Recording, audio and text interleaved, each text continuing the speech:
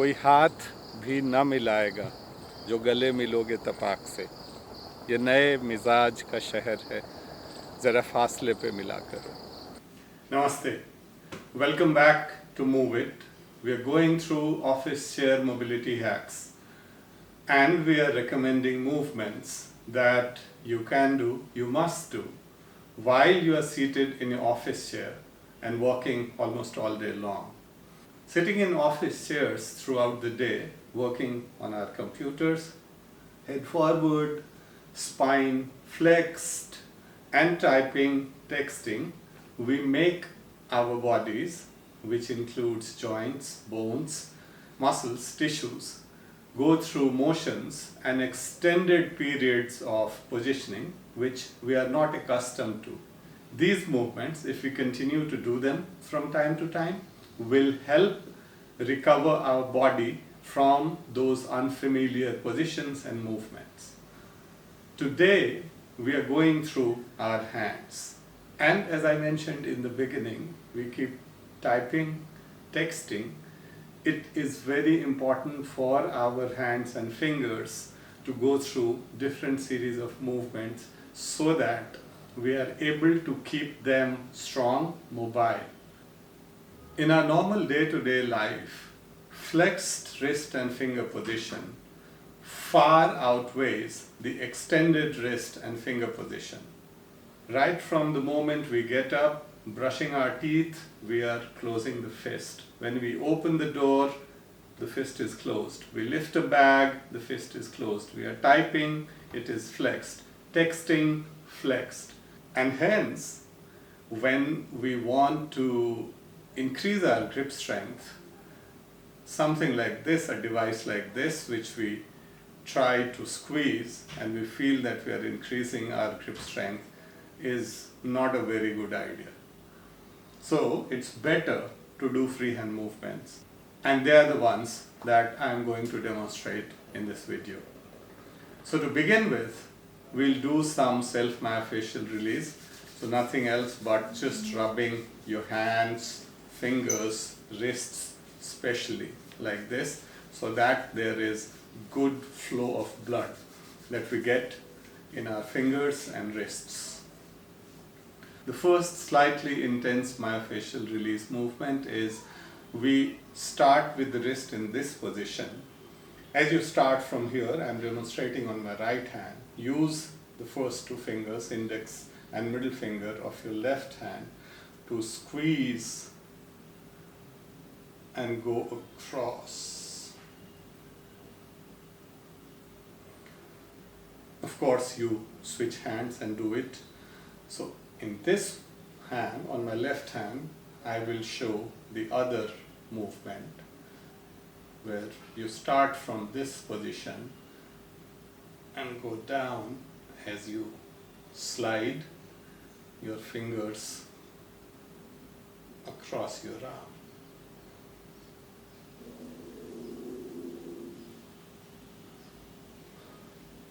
This would have opened up the whole arm, including the wrist area. Our next move of the day, we extend our arm like this, give your wrist a support from the bottom so that the wrist does not flex when we are trying to go up. Create a very gentle kind of an O. You are not squeezing your fingers, it's a gentle O here. This is the neutral position. So hand, wrist parallel to the ground. Create a gentle O. And then you have to bend your wrist very gently up and come back into the neutral position. Don't think of your knuckles going up here. It's your wrist that's moving. Isolate your wrist from the rest of the fingers and arm and move up. These are very gently placed together. And even when you do this gentle movement, you will realize some work being done by the muscles here. which is good, which is what we want. So some muscle work here and some sort of tension here, which is fine. Switch arms. The next one, almost a similar movement, but this time with fingers extended. And we do this same movement gently. We go up while we make sure that the wrist does not go down. Gentle upward movement while the fingers are extended like this. And make sure that the tension is not shown on your face. So also make sure that your face stays neutral. Smiling is better. Our hands are an extremely complex structure of bones, joints, muscles, tissues, and nerves. Extremely complex. They're extending in these various directions. There is a joint here, and then your knuckle joint, and then first joint of the finger, and the second joint of the finger. And what's even more interesting is that almost always there is one muscle group which extends through these multiple joints. And then there are those nerves going through these muscles. This movement is going to be a departure from the movements that we've been doing from the perspective of the speed of the movement. I try to call it fast fist. So we extend both our arms together like this. We create a fist and we extend the fingers out. But we do it really quickly. That's why I call it fast fists. So we do this.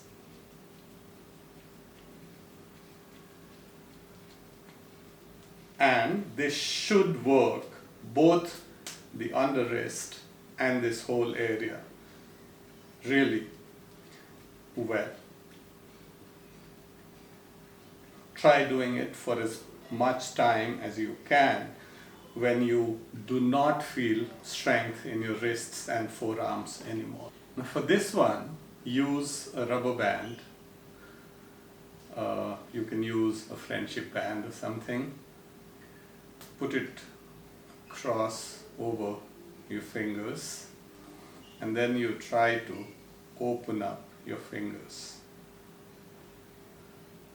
And this is how you train the finger muscles to extend, and you would appreciate that this extension effort is also working your wrists here.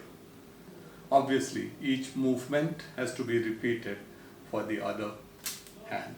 The final two movements are nothing but wrist rotation.